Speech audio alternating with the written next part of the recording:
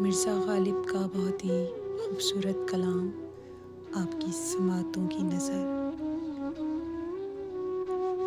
ہزاروں خواہشیں ایسی کہ ہر خواہش پہ دم نکلے، ہزاروں خواہشیں ایسی کہ ہر خواہش پہ دم نکلے، بہت نکلے میرے ارمان لیکن پھر بھی کم نکلے۔ ڈرے کیوں میرا قاتل، کیا رہے گا اس کی گردن پر، وہ خون جو چشم تر سے عمر بھر یوں دم بدم نکلے۔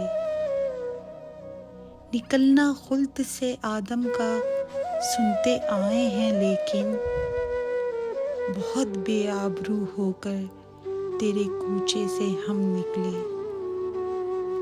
بھرم کھل جائے ظالم تیرے قامت کی درازی کا، اگر اس طرح پر پیچو خم کا پیچو خم نکلے۔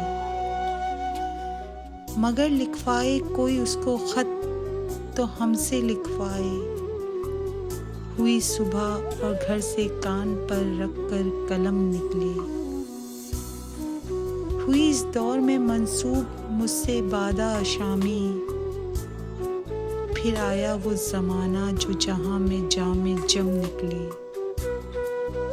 ہوئی جن سے توقع خستگی کی داد پانے کی، وہ ہم سے بھی زیادہ خستہ تیغ ستم نکلے۔